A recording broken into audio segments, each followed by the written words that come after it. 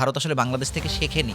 এটা কি সামহাও এরকম কোনো কিছু মিন করছেন বা বলতে চাচ্ছেন যে নির্বাচন আসলে হবে না সময় মতো? বিএনপি যদি ওই জুলাইয়ের আকাঙ্ক্ষার বাইরে হাঁটাচলা করে বা ভারত ইস্যুতে যেহেতু বাংলাদেশে অনেক ধরনের তর্ক-বিতর্ক আছে, সেই জায়গাতে কতটুকু নতজানু হচ্ছে অন্যান্য দেশের দিকে। এই জরিপগুলা কিন্তু কারো না কারো পারপাস সার্ভ করার জন্য হয়। আর তারেক রহমানকেও তারা ওইভাবে খুব সমীহ করে কথা আসলে বলছে না। তবে এটা নিয়ে সমালোচনা আছে যে আপনি কোন রাইটে আসলে এই ধরনের আপনি প্রোটোকল পান। তাহলে এই অন্যায়ের মধ্যে দিয়ে যদি কেউ যদি ক্ষমতায় আসে তাকে নামাতে খুব বেশি কি বাংলাদেশের লোক টাইম নেবে আপনি মনে করেন? এইবার নির্বাচনে আমরা একটা জিনিস লক্ষ্য করছি, সেটা হচ্ছে সোশ্যাল মিডিয়া বলেন বা ইন্টারনেট বলেন, যে প্ল্যাটফর্মগুলো রয়েছে সেখানে যারা প্রার্থী রয়েছেন, সেই প্রার্থীদের যে বিচরণ, সেটা অন্যান্য যে কোনো নির্বাচনের থেকে অনেক বেশি। এবং এটা ডেফিনেটলি ভালো, একটা স্বতঃস্ফূর্ত সবাই এভাবে নির্বাচনে অংশগ্রহণ করছে। তবে সেই জায়গায় একটা বিষয় হচ্ছে ক্রাউড ফান্ডিং, যে ব্যাপারটা বা যে শব্দটাও একটু নতুন আমাদের দেশের প্রেক্ষিতে বা আমাদের জন্য। তো সেখানটা আমরা দেখতে পাচ্ছি প্রার্থীতা যারা করছেন, প্রার্থী যারা রয়েছেন, তারা এভাবে করে নিজেদের ফান্ড গ্যাদার করছেন। এবং সেদিকে আমি যদি আপনাকে একটা পোস্ট দেখাই, সেখানে হয়তো দেখতে পাবেন ব্যারিস্টার ফুয়াদ আসন্ন জাতীয় সংসদ নির্বাচনে আর্থিক সহযোগিতা প্রয়োজন বলে তিনি ফেসবুকে আসলে জানিয়েছেন, এবং কিছু ফান্ড এখন পর্যন্ত খুব ভুল না করলে 22 লক্ষ টাকা মতো তিনি অলরেডি গ্যাদারও করে ফেলেছেন। তো এই যে ব্যাপারটা, এই যে ট্রেন্ডটা, একটা ট্রেন্ড দেখতে পাচ্ছি, কি মনে হচ্ছে এটা কি অ্যাকচুয়ালি পজিটিভ, নাকি আসলে এটা পুরোটা একটা প্রচারণার অংশ? কারণ আলটিমেটলি টাকাটা হয়তো খুব বেশি প্রয়োজন না, বাট এইভাবে করে প্রার্থী মানে যারা আসলে ভোটার রয়েছে তাদের মনের ভিতর যে না আমার আসলে প্রয়োজন, এই ব্যাপারটা।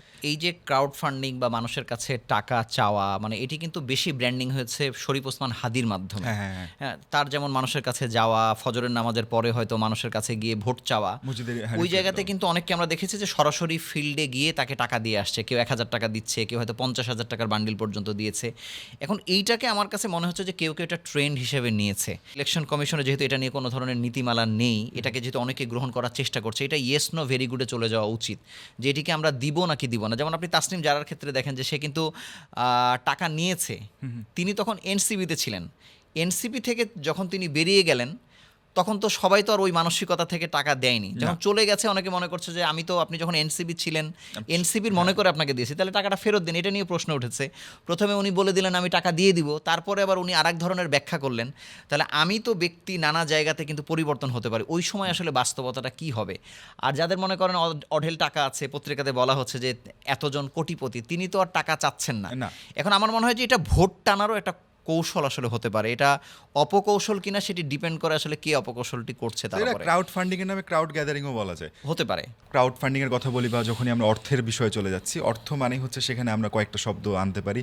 অর্থ লুটপাট বা হচ্ছে টাকা এদিক সেদিক হওয়ার যে ব্যাপারটা, এবং যেটা আমরা বিগত সময়ে অনেক দেখেছি। আমরা অলরেডি জানি যে ব্যাংক ডাকাতি বলবো না, এটা আসলে ব্যাংকে কি বললাম আমি শব্দ খুঁজে পাচ্ছি না। সো এই যে ব্যাপারটা, সেটা নিয়ে আমির খসরুর একটা মন্তব্য রয়েছে, আমি আগে আপনাকে মন্তব্যটা দেখাই। বিএনপির সময় কখনো ব্যাংক লুটপাট হয়নি, টাকা পাচারও হয়নি, তিনি এমনটাই মন্তব্য করেছেন। আসলেই কি এটি আসলে বিএনপির পক্ষ থেকে তো এই ব্র্যান্ডিংটা করা হচ্ছে। বিএনপি মাঝে মাঝেই বলছে যে ব্যাংক লুটপাট করা হয়নি, কিন্তু আসলে এই কথাটাও সত্য যে ব্যাংক লুটপাটের যে ট্রেন্ড, সেটি কিন্তু আওয়ামী লীগের আমলে বিগত 15 থেকে 17 বছরে এটি সব থেকে বেশি আমরা দেখেছি। এবং টাকার অঙ্কটা, মানে এটি মানে কোনো ব্যাংক এমনভাবে ফাঁকা হয়েছে যে সে নিজে আর চলতে পারছে না। কোনো ব্যাংকে তৈরিই করা হয়েছে শুধু লুটপাটের জন্য। আপনি দেখেন যে আপনি যদি 1 লাখ টাকা ঋণ নিতে যান, একজন সাধারণ মানুষ, আপনাকে যত জাকামদানির মধ্যে পড়তে হবে, কিন্তু আরেকজন কিন্তু হাজার কোটি টাকা নিয়ে চলে যাচ্ছে। এবং কারা নিচ্ছে? যাদের সাথে সরকারের সম্পর্ক ছিল বা সরকারে যারা ছিল। কিন্তু আমাদের জন্য এর থেকে বেশি ভয়ের কারণ, যদিও আসলে অনেকে বলার চেষ্টা করছে যে বিএনপির সময়েই তারা দুর্নীতিতে চ্যাম্পিয়ন হয়েছে, এটা কিন্তু আমরা আওয়ামী লীগের সময়ে দেখেছি। মানে সরকার ছাড়াও ব্যাংকের লোকজন যারা ছিল তারাও অনেক সময় ইনভলভ ছিল, আমরা দেখেছি ইনভলভ ছিল আর কি। কিন্তু এখন যেটা ভয়ের ব্যাপার সেটা হচ্ছে যে আগামী দিনে যারা আসলে সরকারে আসবেন তারা কিন্তু এই রাস্তাটা দেখে ফেললেন যে লুটপাট আসলে কিভাবে করে। আপনি দেখবেন যে একটা ধর্ষণের গল্প যখন একটা নিউজ আকারে যখন চলে আসে, আপনি দেখবেন যে এর পরের ওই মাসগুলোতে অনেকগুলো ধর্ষণের ঘটনা আমরা দেখতে পাই। কোনো খারাপ বিষয় কিন্তু মানুষকে নানানভাবে ইনস্টিগেট করে। এমন যদি হয় যে ঠিক আছে লুটপাট হয়তো বিএনপির আমলে হয়নি, বা হলে হয়তো আমরা সেই আকারে দেখিনি, বা আমরা আসলে জানি না কতটুকু অর্থ পাচার হয়েছে, কিন্তু আগামী দিনে যদিও ব্যাংকে টাকা নাই, লুটপাট আমি করতে চাইলেও আসলে কতটুকু করতে পারবো। তবে আমার মনে হয় যে এই ট্রেন্ডটা কতটুকু বিএনপি নেবে কি নেবেন, এটি ডিপেন্ড করবে আগামী দিনে আপনি কতটুকু লুটপাট করছেন নাকি একটা করছেন না মন্তব্য সেটার দেখায়, উপরে। আপনার কথার জি। সাথে অনেকটা মিলে যাবে। আপনি যদি মন্তব্যটা দেখেন, তিনি লিখেছেন টেকনিকটা হয়তো জানতেন না, এখন হবে। হ্যাঁ। তার মানে এটা কিন্তু সাধারণ মানুষের পালসও কিন্তু হ্যাঁ, সেরকম সেরকম মানে তারাও বলছে যে আগে হয়তো করেনি, কারণ হচ্ছে ব্যাপারটার সাথে তারা পরিচিত ছিল না। এবং এটা কিন্তু আমরা দেখি মোটামুটি রাস্তাঘাটে যখন আমরা কথা বলি মানুষের সাথে বা শুনি, তারা এমনটাই বলে যে দেখা যাচ্ছে দুইটা রাজনৈতিক দল যদি আমরা ধরতাম সে সময়টার কথা, বিএনপি এবং আওয়ামী লীগ, তাদের যে আসলে দুর্নীতি করার যে মানে প্রসেসটা একটু ডিফারেন্ট। কেউ খুব প্রান্তিক লেভেলে গ্রাউন্ড লেভেলে করে, আবার কেউ হচ্ছে একটু হাই লেভেলে। যাক, আমরা অবশ্যই চাইবো দুর্নীতিমুক্ত একটা দেশ গড়তে, যেমনটা আসলে বিএনপির বর্তমান ভারপ্রাপ্ত চেয়ারম্যান তারেক রহমান একটা মন্তব্য করেছেন, এবং সেই মন্তব্যটা যদি আমি আপনাকে একটু দেখাই। আগামীর বাংলাদেশ বিনির্মাণে জাতীয় স্বার্থে সব রাজনৈতিক দলকে ঐক্যবদ্ধ থাকার আহ্বান জানিয়েছেন বিএনপির ভারপ্রাপ্ত চেয়ারম্যান তারেক রহমান। তিনি শুরু থেকে বলছেন যে আমরা একটা দেশ গড়তে চাই, আমরা একটা এমন বাংলাদেশ গড়তে চাই যেখানে সবাই মিলে, সবার আগে বাংলাদেশ, এরকম একটা স্লোগান তিনি ব্যবহার করছেন। আবার লাস্টে তিনি যখন আবার বাংলাদেশে ফিরে আসলেন, সেখানে একটি স্পষ্ট লাইন বলেছেন, উই হ্যাভ এ প্ল্যান। এই যে ব্যাপারটা, এই সব কিছু কি আসলে আন্তর্জাতিক কোনো মহলে কোনো ধরনের আসলে মেসেজ কিনা, নাকি আসলে এটা শুধুমাত্রই আসলে নির্বাচনী প্রচারণার একটা অংশ? এখন মনে করেন যে আওয়ামী লীগ যেহেতু মাঠে নেই, আওয়ামী লীগ এবং বিএনপির মধ্যে তো মূল প্রতিদ্বন্দ্বিতাটা আসলে সবসময় হয়েছে।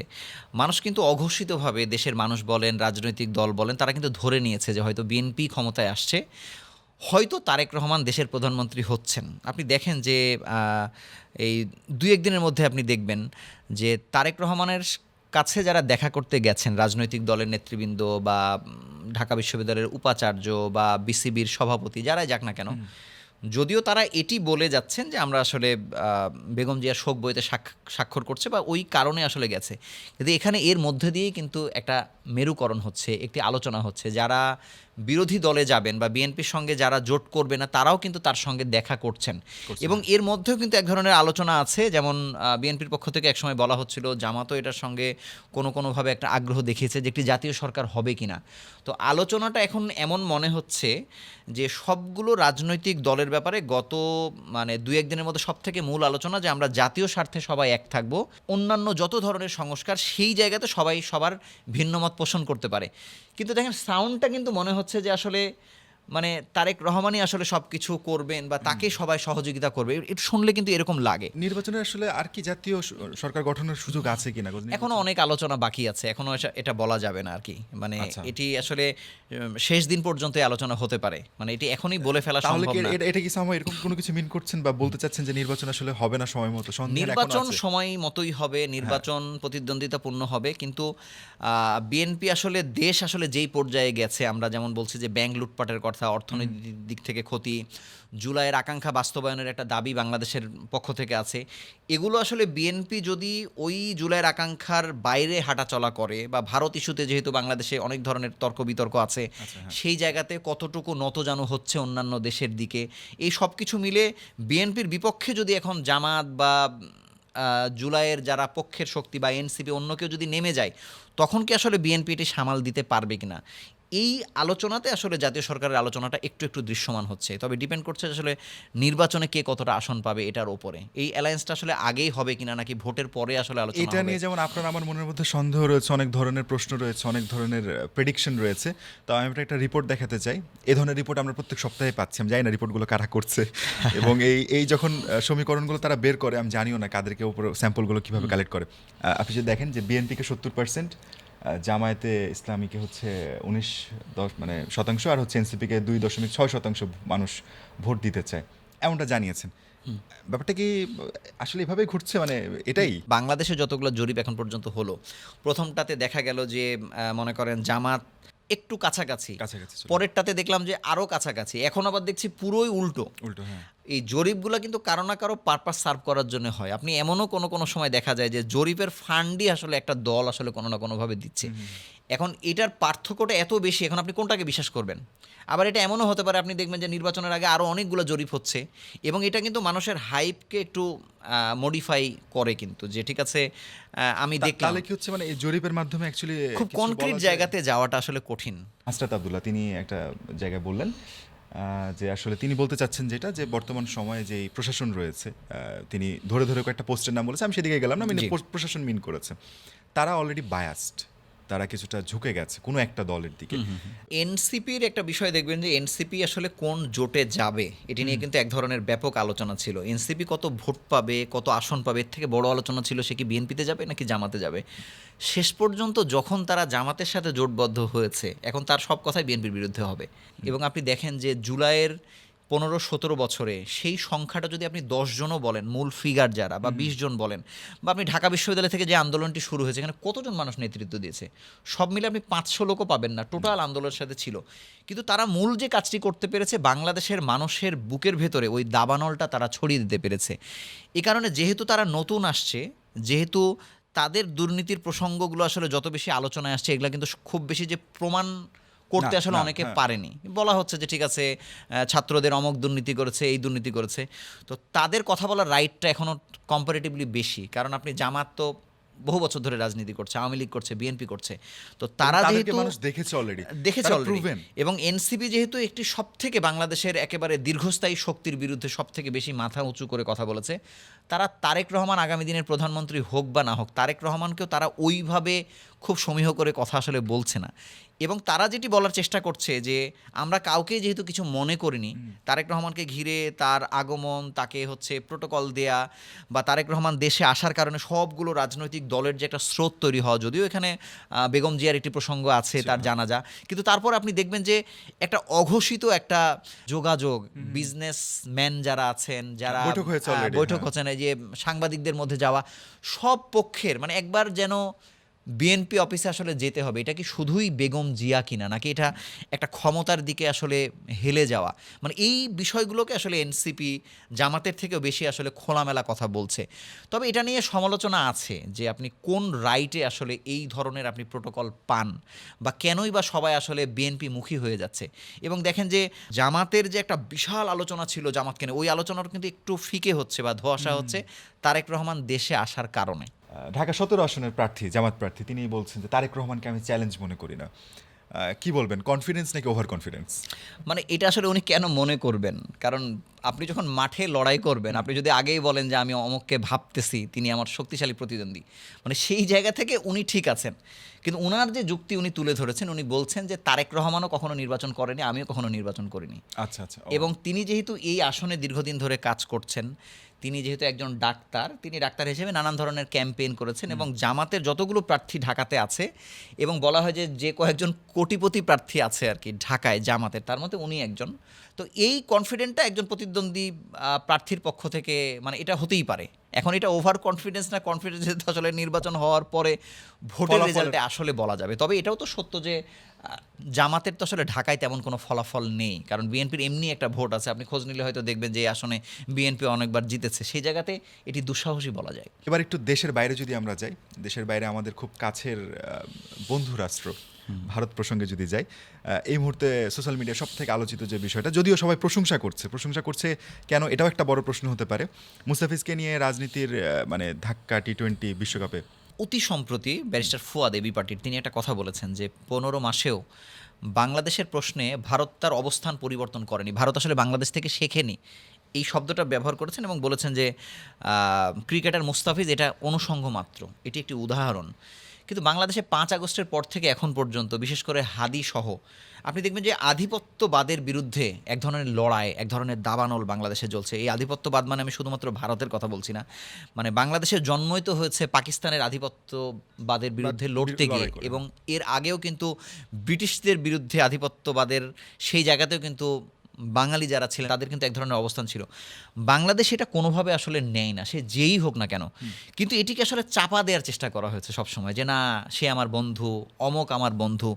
কিন্তু নীতি এবং মর্যাদার প্রশ্নে বাংলাদেশ যে অবস্থানটি নিয়েছে এটা অবশ্যই অ্যাপ্রিসিয়েট করছে। এটা শুধুমাত্র যে জনগণ করছে তা না, রাজনৈতিক দলের মধ্যে। এবং আপনি না, ভারতের সাথে যে অস্থিরতার যে ব্যাপারটা, 5 আগস্টের পরবর্তী সময় থেকে রাজনৈতিক একটা অস্থিরতা কাজ করছিল, এবং ওই পাশে দুই পাশ থেকে একটা কেমন যেন একটা চাপা ক্ষোভের মতো ছিল। কিন্তু সেইটা তো রাজনৈতিক একটা ব্যাপার, এবং একটা পুরোপুরি ডিপ্লোম্যাটিক একটা রিলেশনের মধ্যে পড়ে। সেটাকে আসলে খেলাতে নিয়ে আসা আসলে কেমন একটু মানে কেমন হয়ে গেল ইস্যুটা আসলে ব্যাপারটা? আপনি খেলাভাবে আসলে খেলোয়াড়ের ওপর দিয়ে না, বিষয়টা আসলে খেলার না, মানে সম্পর্কটা এটা আসলে রাজনীতিরই। আপনি যদি অর্থনীতি বলেন, সীমান্তে হত্যা যদি বলেন, আপনাকে ন্যায্য হিস্যা পানির ক্ষেত্রে না দেয়, এই সব কিছুর সাথে আসলে রাজনীতি জড়িত। আমাদের সঙ্গে ভারতের সম্পর্কের যে টানাপোড়েন, ভারতীয় গণমাধ্যম যেভাবে বাংলাদেশের বিরুদ্ধে মিথ্যাচার করছে, এই সব কিছু রাজনীতি দিয়েই। এটার এক একটা উপাদান হচ্ছে মনে করেন ক্রিকেট বা মনে করেন অন্য কিছু। কিন্তু আপনি যদি বলেন যে এটা নির্বাচনে একটা ফ্যাক্ট, যেমন বলা হচ্ছে যে বিএনপিকে মানুষ কিভাবে দেখেছে অতীতের দিনগুলোতে, জিয়াউর রহমানকে কিভাবে দেখেছে, বেগম জিয়াকে কিভাবে দেখেছে, এরকমও গণমাধ্যমের রিপোর্ট বেরিয়েছে, অতীতের রিপোর্ট, যে ভারতে থাকা অবস্থায় ভারতের বিরুদ্ধে কথা বলেছেন বেগম জিয়া। এবং এটি বলা হচ্ছে যে ভারতের ব্যাপারে যদি তারেক রহমান বা বিএনপি যদি একটু আপোষ দেখানোর চেষ্টা করে, আসলে বিএনপিকেও আসলে ওই জায়গাতে মানুষ আসলে ভালোবাসবে না। এখন বিষয়টি কিন্তু বাংলাদেশের তরুণদের মধ্যে স্লোগানই। আপনি দেখেন যে হাদি মারা গেছে, হাদির হত্যাকারীকে খুঁজে বের করার আলোচনা যত বেশি, তার থেকে অনেক বেশি দিল্লি না ঢাকা এই স্লোগান কিন্তু বেশি, এবং ক্ষণে ক্ষণে আপোষ না সংগ্রাম। আপোষ না সংগ্রাম। তো এই জায়গাগুলোতে আসলে এটা একটা ফ্যাক্টর যে আপনি আসলে কিভাবে ডিল করছেন। এমন যদি হলো যে আপনি বললেন যে এখন যে না আমরা আপোষ করছি না, কিন্তু আপনি পরবর্তীতে রাষ্ট্র ক্ষমতায় যাওয়ার পরে যদি বাংলাদেশের কোনো রাজনীতিবিদ বা কোনো দল যদি আসলে ওই আপোষটা করতে যায়, বাংলাদেশের মানুষ কিন্তু মানবে না। এই জায়গাটা খুব একটা এসপার ওসপার জায়গায় চলে আসছে। পোস্টাল ব্যালটে ভোটদানের ছবি ভিডিও শেয়ার করলে এনআইডি ব্লক। আমার প্রশ্ন হচ্ছে, খুব ভালো কিনা খারাপ আমি জানি না, বা উদ্যোগ আসলে নির্বাচন কমিশনের সিদ্ধান্ত, আসলেই কি ডুয়েবল ব্যাপারটা, মানে করা পসিবল কি? যেহেতু পোস্টাল ব্যালটে বর্তমান সময় আমরা যা দেখি, মানুষ যা খাচ্ছে, যা কিছু করছে, সব কিছু ছবি আসলে তারা সোশ্যাল মিডিয়া দেয়, ছবি ভিডিও করে। এখন তো ব্লগিং আরও, মানে ব্লগিং শব্দটা এমন ঘরে ঘরে সবাই, তো সেই জায়গা থেকে এইটাকে কি মেকশিওর করা খুব একটা ইজি হবে? মানে মেকশিওর করা ইজি হবে কিনা সেটি ব্যাপার না, কিন্তু মেকশিওর করা উচিত। এটা আলটিমেটলি আসলে ভোটের যে পলিসি, গোপনীয়তা, ওই জায়গাটা কিন্তু নষ্ট হয়। এই অন্তর্বর্তী সরকারকে যেই রোলে আমরা 1.5 বছরে দেখেছি, যে মনে করেন এটা নার্সের কোনো একটা গ্রুপ যমুনার সামনে দাঁড়িয়ে গেল, একেবারে টেকনোলজিস্টদের একটা গ্রুপ দাঁড়িয়ে গেল, আপনি দেখেন যে একদম নাড়াচাড়া পড়ে যায়, এবং তারা কিন্তু দাবি মেনে নিতে বাধ্য হয়, কারণ তারা কোনোভাবেই চায় না যে তাকে কেউ দুর্বল করুক। আপনি যদি এই 1 বছরের পুরো কাজকে এক পাল্লায় দেন, আর নির্বাচনের পাল্লা কিন্তু বেশি হবে। অনেক বড় একটা চ্যালেঞ্জ। বড় এই জায়গাতে আসলে অন্তর্বর্তী সরকার তার কোন মেকানিজমের মধ্য দিয়ে, এবং যেহেতু আপনি দেখেন যে প্রশাসন থেকে সব কিছু শুরু করে মানে কোনো একটা জায়গাতে কোথায় জানি ঝুঁকে যাচ্ছে, যে উদাহরণটা দেয়া হচ্ছে, এইটি আসলে কঠিন। সেটি পারবে কিনা, যদি না পারে, যদি মানুষ বুঝতে পারে যে এখানে কোনো একটা প্রতারণা হচ্ছে। বাংলাদেশে তো আপনি যদি বলেন যে সব থেকে শক্তিশালী সরকার 15-17 বছর ধরে মানুষের বুকের ওপর চেপে বসেছিল আওয়ামী লীগ সরকার, তাকেও তো মানুষ নামিয়েছে। তাহলে এই অন্যায়ের মধ্যে দিয়ে যদি কেউ যদি ক্ষমতায় আসে, তাকে নামাতে খুব বেশি কি বাংলাদেশের লোক টাইম নেবে আপনি মনে করেন? এটাই হয়তো আশার আলো, এবং এটাই হয়তো বলতে পারি আমরা। তবে আসলে নির্বাচনের আগে এরকম আলোচনা চলতেই থাকবে, সেটা নেট দুনিয়া হোক কিংবা আমাদের এখানে। আজকের মতো শেষ করি। আপনাকে ধন্যবাদ।